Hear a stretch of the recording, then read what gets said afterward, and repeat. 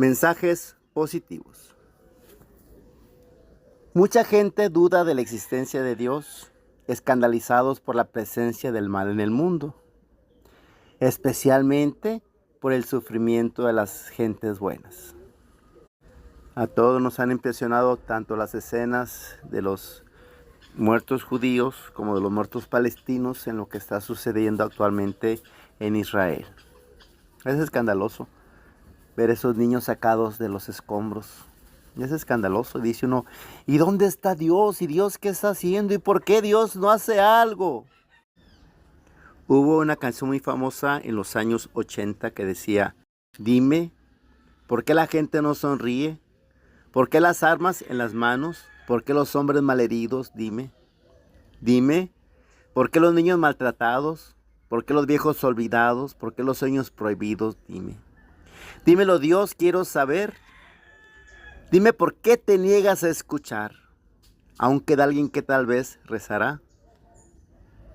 Dime, ¿por qué los cielos ya no lloran? ¿Por qué los ríos ya no cantan? ¿Por qué nos has dejado solos? Dime.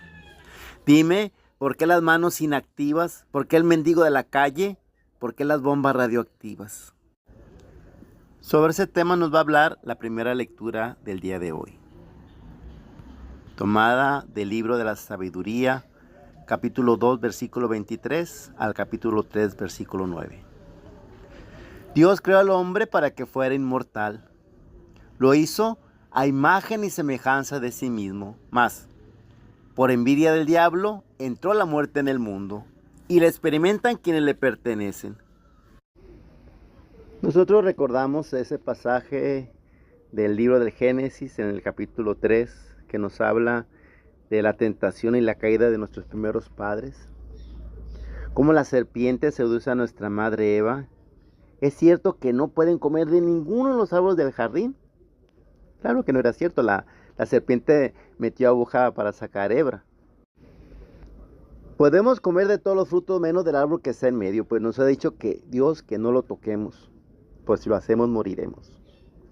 No era una manzana como popularmente se presenta. Era el árbol de la ciencia del bien y del mal, que representa la autonomía moral. Dios quiso reservarse a ser nuestro juez porque sabía que nosotros confundimos lo que está bien con lo que nos conviene, lo que está bien con lo que nos agrada, lo que está bien con lo que nos gusta a nosotros.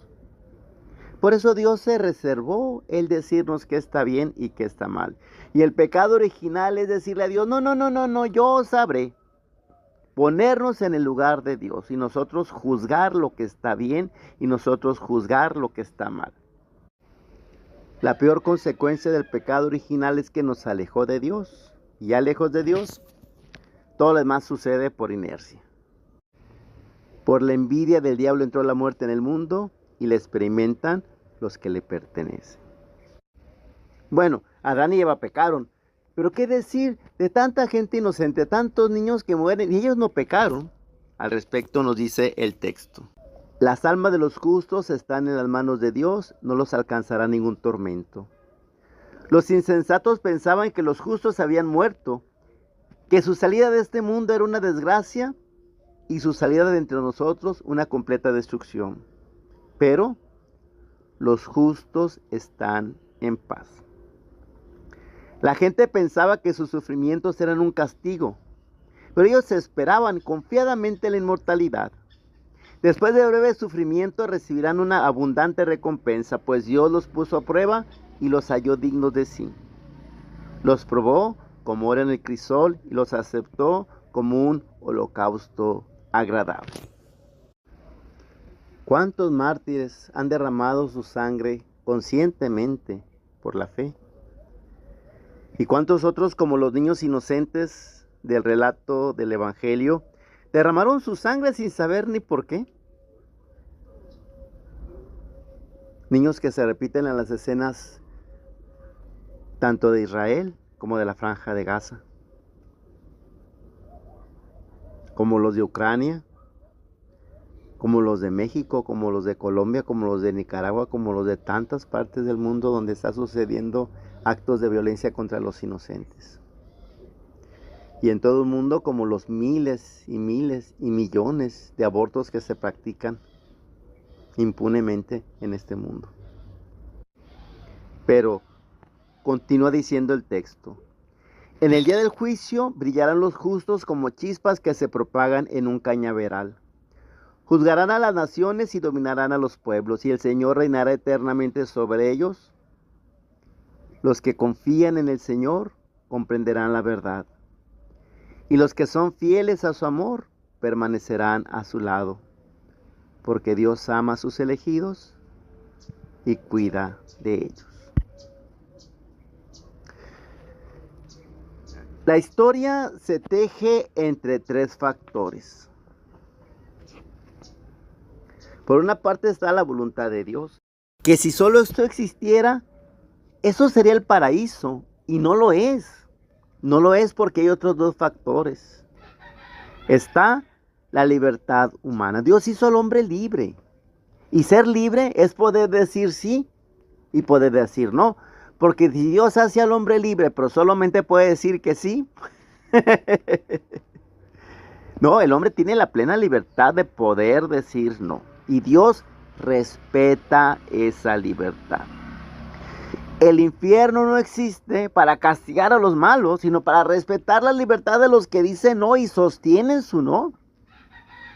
El infierno no es para castigar a los malos, sino para respetar la libertad de los que dicen no y sostienen su no. Los que no quieren estar con Dios, Dios no los va a obligar a estar con Él en la eternidad. Y el principal tormento no es tanto un diablo que te pique el ombligo con el trinche. El principal tormento del infierno va a ser la conciencia que entonces vas a tener de que pudiste haber tenido a Dios y lo dejaste ir. Ese va a ser el peor tormento del infierno. Pero Dios ya respetó tu decisión. Por ejemplo, Dios no hizo ningún niño para ser abortado. Es la libertad humana la que entra en juego para que un niño sea abortado. Y uno dice, pero ¿por qué Dios no manda un ángel? ¿Por qué Dios no lo ilumina? Porque Dios no es un titiritero. Porque Dios está respetando. Porque Dios dio la libertad y se atiene a las consecuencias. Aunque pueden ser tan duras y dolorosas como un aborto. Cada niño que fue abortado era un regalo que Dios había mandado al mundo. Y tal vez abortamos el que tenía el remedio contra el SIDA. Tal vez abortamos a la mejor bailarina de la historia. Tal vez abortamos al mejor escritor de cuentos, de novelas, de lo que sea. Tal vez abortamos al mejor médico, no sé. Porque Dios no hizo ningún niño para ser abortado. Ahí entra en juego la libertad humana que le dice no al plan de Dios. Y entra la fría lógica de los acontecimientos. Dios hizo este mundo sometido a unas leyes que suele respetar. La ley de la gravitación universal, pega un brinco de la azotea y pues te va a jalar hasta abajo. Y luego entran tantas leyes físicas ahí. Al final, cuando llegues a la Tierra, llegarás con la acción de la acción y la reacción y las consecuencias son tremendas. Cuando vas en un automóvil y tienes un accidente, entra la ley de la inercia. El automóvil se detiene y tú sigues a los 100 kilómetros por hora que ibas y te despedazas, pues. Tantas cosas que suceden porque Dios suele respetar las leyes con las que formó este mundo.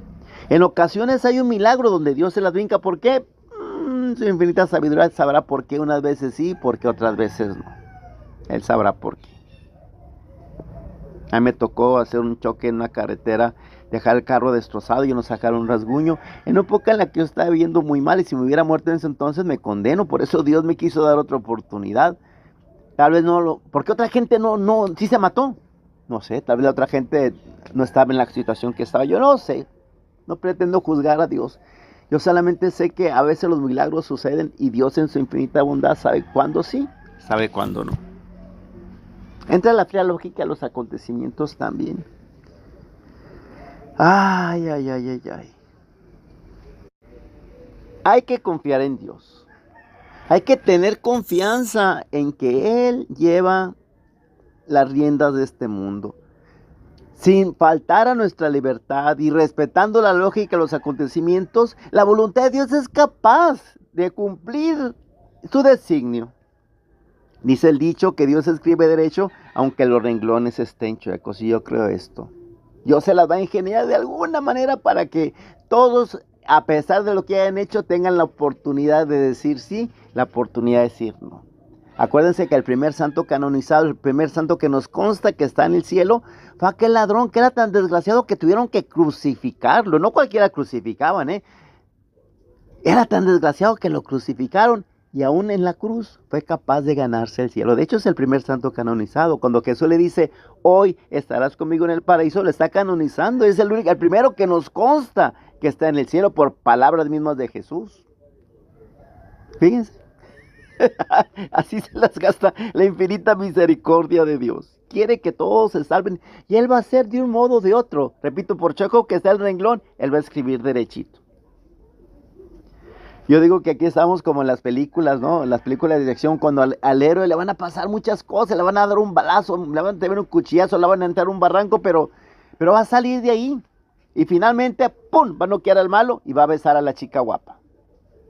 Nuestra historia, a pesar de todo lo que nos suceda, es de happy end. Confía en Dios. Al final todo va a estar bien. Si ahorita las cosas no están bien, es que todavía no es el final, espérate. No quieras que la película se acabe, faltan más peripecias, pero tú no te sueltes de Dios. Pase lo que pase.